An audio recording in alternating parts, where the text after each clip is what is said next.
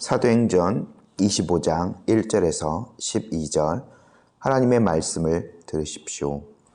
베스도가 부임한 지 3일 후에 가이사랴에서 예루살렘으로 올라가니 대제사장들과 유대인 중 높은 사람들이 바울을 고소할세 베스도의 호의로 바울을 예루살렘으로 옮기기를 청하니 이는 길에 매복하였다가 그를 죽이고자 함이더라.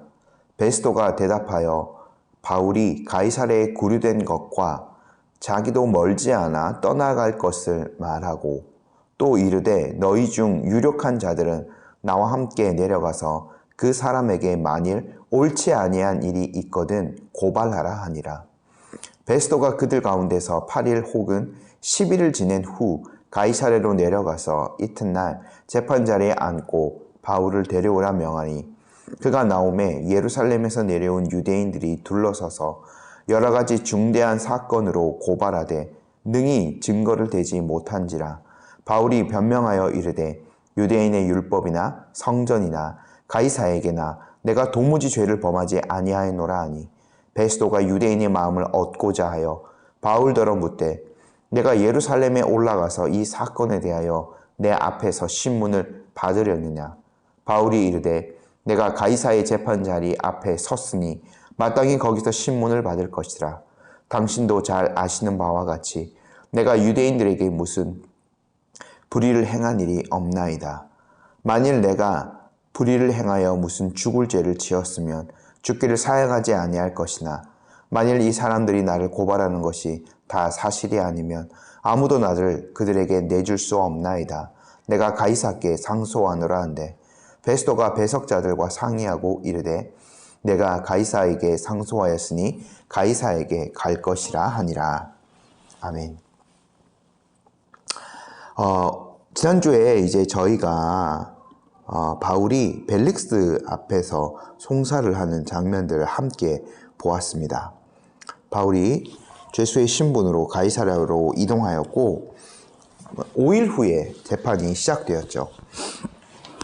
대제사장들과 장로들 몇몇이 예루살렘에서 가이사랴로 내려왔습니다.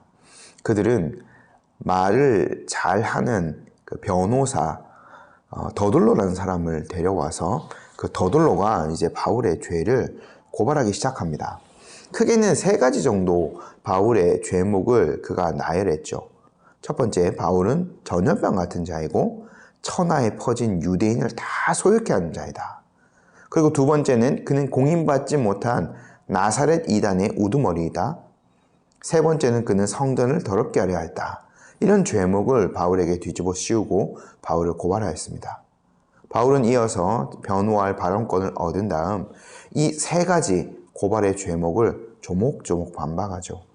재판관인 벨릭스도 사실은 바울의 죄가 없다는 것을 알았습니다. 그러나 유대인의 그 분열된 지금 상황에서 한쪽의 편을 들고 싶지 않았기 때문에 그는 판단을 유보하죠. 그럼에도 벨릭스는 바울을 불러서 그의 아내 두르실라와 함께 그리스도 예수 믿는 도를 듣습니다. 그는 한편으로는 바울의 강론에서 두려움을 느꼈지만 또 한편으로는 뇌물을 바라는 그 속물근성을 드러내기도 하죠. 그렇게 바울을 잡아둔 지 어영부영 2년의 세월이 흘렀고 벨릭스는 유대의 총독 자리에서 물러났고 보르기오 베스도가 그의 소임을 이어받게 됩니다. 역사의 기록에 따르면 이 벨릭스의 후임자인 베스도는 약 주후 59년 또는 60년부터 62년까지 좀 짧은 기간 유대의 총독으로 봉직했던 자입니다. 그가 무슨 이유인지는 모르겠지만 직무 수행 도중에 갑자기 죽었기 때문에 통치 기간이 2년밖에 되지 않았죠. 그는 그러나 다른 총독에 비해서는 덜 부패하였고 비교적 공정하고 온건했다라고 전해집니다. 1절을 보면 그가 부임한 지 3일 만에 예루살렘으로 내려간 것을 알 수 있죠. 2년의 시간을 허비하였던 벨릭스와의 그 모습과는 조금 다른 어떤 행보를 보이고 있습니다. 이는 그가 직무의 수행을 위해서 잘 준비를 하고 있었던 것으로 생각이 되고요. 또 직무를 위해서 유대인의 마음을 얻기 위해서 재빠르게 3일 만에 예루살렘으로 내려간 것으로 보입니다. 근데 그때를 틈타서 강경한 유대인들이 다시 새 총독에게 바울을 고발하죠. 2절 말씀인데요. 대제사장들과 유대인 중 높은 사람들이 바울을 고소할세. 이 사람들은 아마 2년 동안 계속해서 바울을 죽여야 한다라는 생각을 마음에 품고 있었던 것 같습니다. 그래서 그들은 베스토가 갓 취임을 하여서 예루살렘을 방문한 이 시기를 놓치고 싶지 않았죠. 그래서 자신들의 최대 관심사, 바울을 죽이는 것을 정말 간절히 이 새 총독을 통해서 이루어지기를 바라고 있었죠.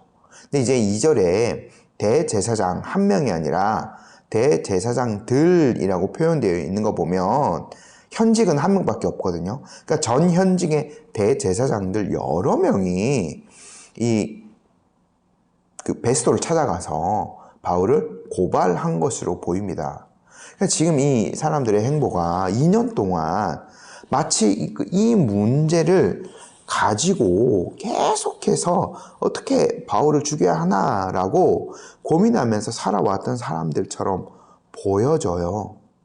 그러니까 총독이 오자마자 이런 이야기를 꺼낸다는 것은 그들에게 가장 최우선의 관심사가 바울을 죽이는 것이었다라는 것을 우리가 알 수 있게 되는 거죠.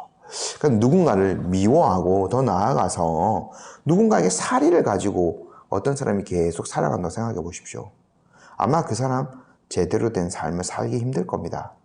누군가를 미워하는 감정은 똑같이 자신의 영혼을 파괴하는 행동이기 때문이죠. 최고의 종교 지도자들이 누군가를 사랑하고 하나님의 은혜를 전해도 그들의 삶이 모자랄 판인데 누군가를 미워하고 죽이려 하는 것에 온통 관심을 기울인다고 생각해 보십시오. 아마 그 종교 지도자들이 있는 그곳 전체가 하나님의 뜻과는 거리가 먼 곳이 되고 말 것입니다. 하나님의 뜻은 뭐예요? 생명을 살리고 사랑을 모든 사람들에게 공급하는 것이죠. 그러나 이 사람들은 전혀 그것과는 다른 행보들을 보이고 있습니다. 행여나 우리도 우리 자신의 모습들을 잘 돌아봐야 해요. 자신의 어떤 마음에 누군가를 향한 미움, 원망, 살이로 가득 차 있다면 그거는 말씀드렸다시피 자신의 영혼을 파괴하는 행동이거든요. 그래서 우리는 하나님의 마음을, 예수님의 마음을 늘 품고 살아가야 합니다. 그렇게만 살아도 우리의 인생이 모자르게 되거든요. 근데 이 유대인 지도자들이 새 총독에게 재빠르게 바울을 고발한 이유가 있었습니다.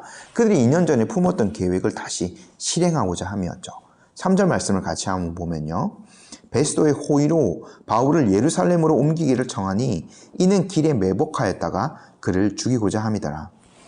2년 전에 바울을 죽이려고 했던 약 40명의 결세대가 이때까지 아직 남아 있었는지는 잘 모르겠습니다. 그러나 그들은 그때 계획했던 방법과 동일하게 바울을 제거하려고 하죠. 예루살렘으로 올 때 급습해서 바울을 죽이려고 하는 거죠. 사실 이 말씀을 통해서 그들의 비겁함이 다시 한번 폭로되는 겁니다. 왜요? 지금 그들이 법리 다툼에서 바울의 죄를 들추어내고 바울이 로마법으로 고발을 받고 사형에 언도하는 죄가 있다는 것을 그들이 밝혀내면 이런 부당한 방법을 쓰지 않아도 바울은 사형에 처하게 돼요. 그러나 그들은 굉장히 나쁜 방법을 써서 바울을 제거하려고 하죠. 양심적이지 않습니다. 그러니까 이들도 속으로는 공정한 재판으로는 이길 수 없다는 것을 잘 알고 있었던 것 같아요. 그리고 사실 지금 이들의 행태가 새로운 총독 베스토를 속이고 있는 거나 마찬가지죠. 총독에게 요청을 해서 총독이 그들을 청을 들어줘서 아무것도 모르는 총독이 죄수인 바울을 예루살렘으로 옮길 때 그들은 그 바울을 죽이려고 하는 거잖아요. 총독까지 속이고 있는 아주 나쁜 행보를 보이고 있는 거죠. 하지만 참으로 하나님의 그 섭리 안에서 베스토가 움직이게 됩니다. 그들의 제안을 완곡하게 거절하거든요. 4절 5절 말씀 읽어볼게요. 베스도가 대답하여 바울이 가이사랴에 구리된 것과 자기도 멀지 않아 떠나갈 것을 말하고 또 이르되 너희 중 유력한 자들은 나와 함께 내려가서 그 사람에게 만일 옳지 아니한 일이 있거든 고발하라 하니라. 지금요 베스도가 부임한 지 3일밖에 되지 않는 총독입니다. 이제 사실은 그가 유대인의 마음을 온전히 얻기 위해서는 그냥 앞뒤 안 가리고 그들의 청을 들어주는 게 좋을 수도 있어요. 하지만 이 베스도 같은 경우에는 원칙을 중요시했던 사람이었던 것 같아요. 그 사전에 말하는 대로 바울이 지금 가이사랴에 굴복되어 있죠. 총독의 관저도 가이사랴에 있죠. 그래서 재판은 거기에서 열려야 한다는 생각을 이 베스도는 가지고 있었던 것 같습니다. 그리고 이제 그 4절의 후반부에 보면 곧 이제 예루살렘을 자기가 떠나가야 할 거기 때문에 바울을 고발하고 싶은 사람은 자신과 함께 내려가서 정식으로 재판을 청구하라고 요청합니다. 그러니까 이제 베스도가요, 이 사람들 3절 말씀대로 암살 계획을 알고 있었기 때문에 이들의 청을 고발한 것 같지는 않습니다. 하지만 이 베스도 같은 경우에는 최대한 공정하게 법을 집행하려고 노력하고 있어요. 덕분에 이 유대인들의 악한 계획은 이루어지지 않았던 거죠. 사도행전을 제가 설교하면서 여러 차례 말씀을 드린 것 같습니다만 세속 정부, 권세 있는 자들, 위정자들은 교회의 대적자들이 결코 아니에요. 그들이 공정하게 법을 집행하고 원칙대로 자신의 직무를 수행한다면 그들은 교회의 보호자가 될 것입니다. 세상의 법도요, 어느 정도 하나님의 그 법을 담고 있기 때문에 그런 거죠. 사실은 문제는 뭐냐? 그러니까 그 사람들이 악하게 행동하는 그것보다 더 중요한 것은 뭐냐면 우리 그리스도인이 우리 교회가 정말 정직하게 양심의 법대로 살고 있느냐 하는 거죠. 자, 이제 가이사랴에서 두 번째 재판이 열리게 됩니다. 6절 말씀. 베스도가 그들 가운데서 8일 혹은 10일을 지낸 후 가이사랴로 내려가서 이튿날 재판 자리에 앉고 바울을 데려오라 명하니. 베스도는요 예루살렘에서 약 한 8일에서 10일 정도 있은 후에 가이사랴로 내려갑니다. 이 유력한 자들과 함께 내려갔겠죠. 그런 다음 바로 이제 다음날 바울에 대한 재판을 열게 됩니다. 근데 이제 7절 말씀을 보면 유대인들이 여러 가지로 바울을 고발하죠. 하지만 결정적인 증거는 하나도 없었어요. 지금 이 누가가 이 재판을 기록할 때 앞에 첫 번째 재판 벨릭스가 이제 총독일 때 한 재판의 내용은 좀 상세하게 기록했습니다. 그러나 베스도 앞에서 받는 재판은 상세한 고발의 내용까지는 기록하지 않았어요. 근데 이제 추측해 보면 아마 2년이 지난 뒤에도 새로운 어떤 죄목들을 찾아낸 것이 아니라 비슷한 죄목으로 바울을 모함하여서 고발했기 때문에 그런 것으로 보입니다. 결코 결정적인 증거를 댈 수 없었던 거죠. 바울의 변론도요, 이번에는 상세하게 기록되어 있지는 않습니다. 누가 아주 핵심적인 내용을 기록했죠. 8절 한번 읽어볼게요. 바울이 변명하여 이르되 유대인의 율법이나 성전이나 가이사에게나 내가 도무지 죄를 범하지 아니하이노라 하니. 바울의 변론의 핵심 쟁점 두 가지입니다. 자신은 유대인의 율법이나 성전을 범하는 죄를 결코 지은 적이 없다. 첫 번째 얘기했고요. 그리고 가이사에게 죄를 범한 것도 없다라는 것을 바울이 피력합니다. 그러니까 두 가지를 이제 분리해서 언급하는 게 뭐냐면 아마 첫 번째 이제 벨릭스 앞에서 재판 받을 때도 유대인이 그랬던 것처럼 베스도 앞에서의 재판도 유대인들이 바울을 비방하면서 그 내용을 그 가이사 로마의 그 정부에 대항하는 것. 바울의 지금 종교 활동은 로마에 대항하는 것이다. 정치적인 반역을 일으키는 것이다. 이렇게 아마 연결 지었던 것 같아요. 바울은 그것들에 대해서 아주 명확하게 자기가 그러한 일은 한 것이 없다라는 것을 변호하였습니다. 지금 이제 양측의 그 고소와 이 변호가 아주 팽팽하게 대립각이 세워진 상황에서 베스도도 쉽게 재판을 이제 결정 내리기는 어려웠을 거예요. 그래서 일단은 지금 부임한 지 2주도 채 안 되거든요. 그러니까 자신의 안위를 생각해서 다수의 유대인의 뜻을 완전히 그도 물리칠 수는 없었어요. 그렇게 해서 베스도가 구절처럼 이제 어떻게 보면 이 사항을 모면할 그런 그 꾀를 내게 된 거죠. 그래서 바울에게 이렇게 말하게 되는 겁니다. 9절 말씀 함께 읽어볼게요. 베스도가 유대인의 마음을 얻고자 하여 바울더러 묻되 내가 예루살렘에 올라가서 이 사건에 대하여 내 앞에서 신문을 받으려느냐. 베스도는요 좀 나름대로 많이 고민했던 것 같아요.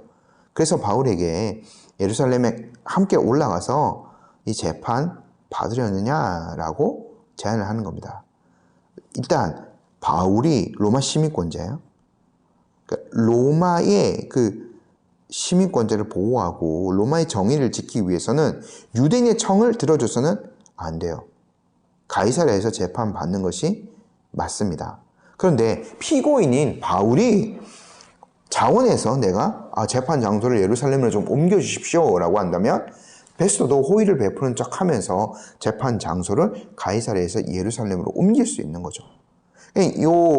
지금 베스도가 꺼낸 이 청을 바울이 들어준다면 베스도는 로마의 시민의 권리를 지켜주면서도 유대인의 마음을 얻는 것을 동시에 할 수 있는 거기 때문에 나름대로 머리를 써서 이 얘기를 먼저 바울에게 꺼내게 된 거죠.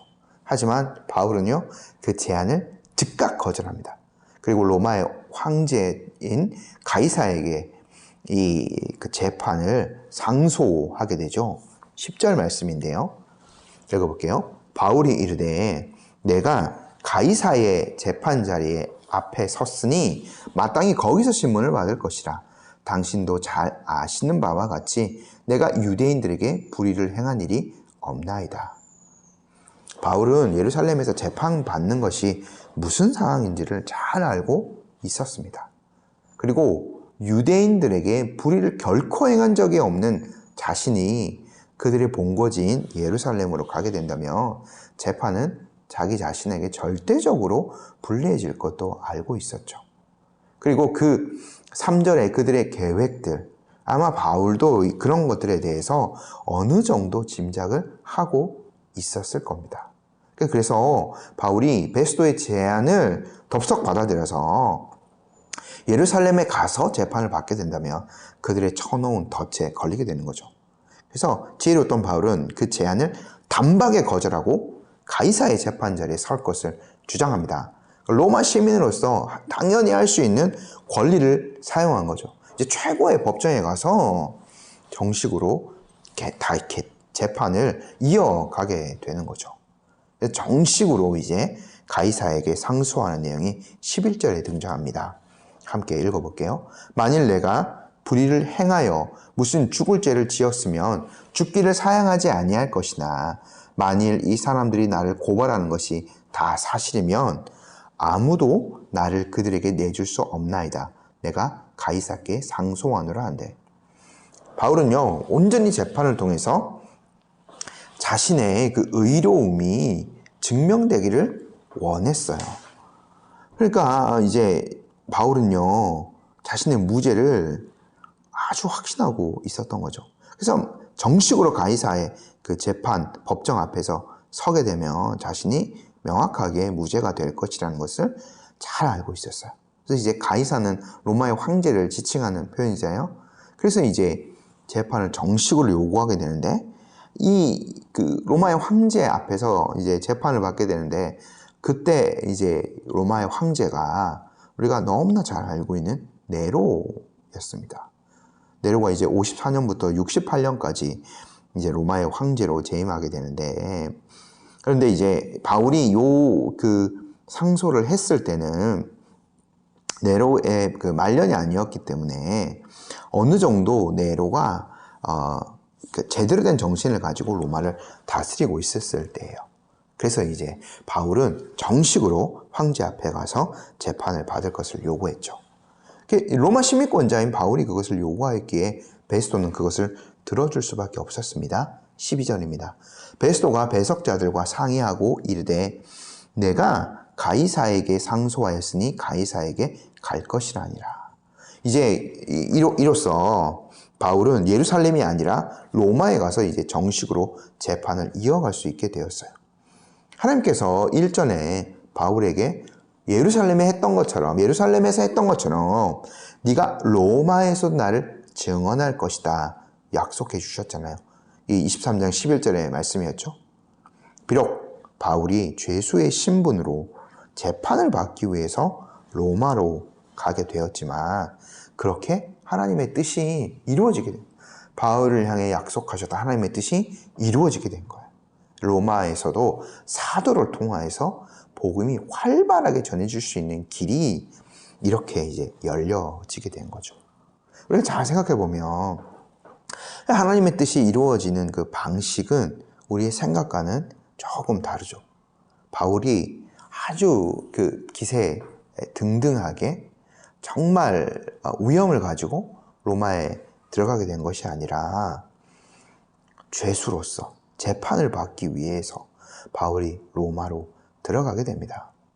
그런데 이렇게 되었든 저렇게 되었든 하나님의 뜻은 바울을 통해서 계속해서 이루어지고 있는 거예요. 그래서 하나님께서 방법까지 말씀해 주시진 않았는데 로마에 가서도 복음을 전하게 될 것들. 그러나 이제 여기서 하나님의 그 방법이 드러나게 된 거죠. 바울이 죄수의 신분으로 재판을 받기 위해서 로마로 가게 됩니다. 그래서 바울은 이제 로마로 가게 될 준비를 이제 하게 됩니다. 네, 중요한 것은 말씀드렸다시피 우리가 아주 뛰어난 모습으로 그렇게 하나님의 뜻을 이루는 거. 그러니까 훌륭한 정말 높은 사람이 되어서 바울이 이제 로마에 입성하는 그것이라던가 이런 그 것들이 아니에요. 우리를 통하여서 하나님의 계획이 우리가 어떠한 처지에 있더라도 하나님의 복음이 드러나고 하나님의 공의가 이 땅 가운데 실현되는 것들이 이루어지고 있는가 우리는 그것들을 먼저 확인해 봐야 되는 거죠. 바울은요 한결같았습니다. 죄수의 신분으로 있을 때도 복음 전도자로 살아갈 때도 그가 안디옥 교회 교사로서 많은 무리를 이끌 때도 언제나 바울이 계속해서 고백했듯이 양심을 따라 거리낌 없이 하나님과 사람들을 섬겼습니다. 그 모습이 계속해서 드러나는 거죠. 그렇기 때문에 바울은 많은 사람들 앞에서 불리한 재판 과정 앞에서도 늘 당당하고 자신 있게 자신의 무죄를 주장할 수 있었던 거예요. 우리의 삶의 태도가 이러한 것들이 되어야 되는 거죠. 내가 복음 전하고 하나님을 위해서 큰 일을 하고 이런 거창한 계획을 세웠다고 해서 우리가 하나님의 뜻을 이루는 것이 되는 것이 아니라 어느 자리에 있든지 간에 우리가 어떠한 그 지위에 있든지 간에 우리의 경제적인 형편이 어떠하든지 간에도 정직하고 거리낌 없이 그러니까 바울의 그 고백에 따라 양심에 따라서 하나님을 잘 섬기고 있다면 그것이 이제 우리가 하나님의 뜻을 이루는 자리가 되는 것이죠. 이렇게 바울은 이제 더 하나님의 손에 자신을 맡겨드리게 됩니다. 하지만 그런 바울의 그 믿음 또 지혜 하나님의 섭리를 통해서 이제는 복음이 더 먼 곳으로 이 당시 세계의 가장 중심이었던 로마에서도 활발하게 전해질 수 있는 길이 열려지게 된 거죠. 저희가 이러한 하나님의 섭리들을 계속해서 함께 알아갔으면 좋겠습니다. 오늘 여기까지 말씀 나누겠습니다. 제가 잠시 기도할게요. 하나님 아버지, 오늘 바울이 두 번째 총독 앞에서 재판을 받게 되는 과정들 함께 살펴보았습니다. 하나님의 그 뜻이 어떻게 이루어져 가는지 바울을 통해서 저희가 또 보게 됩니다. 어떤 사람들 앞에서나 또 세상의 법 앞에서나 양심에 거리낄 것 없이 하나님과 사람을 섬겼던 바울이었기에 어떤 상황에서도 담대하고 또 당당할 수 있었던 것을 저희가 확인해 보게 됩니다. 저희도 그러한 삶의 태도를 잘 견지할 수 있기를 원합니다. 그리하여 우리를 통하여서 우리가 어떠한 상황이든지 간에 주님의 뜻이 더 명확하게 이 땅 가운데 드러낼 수 있도록 귀한 은혜를 허락하여 주옵소서. 예수님의 이름으로 기도드립니다. 아멘.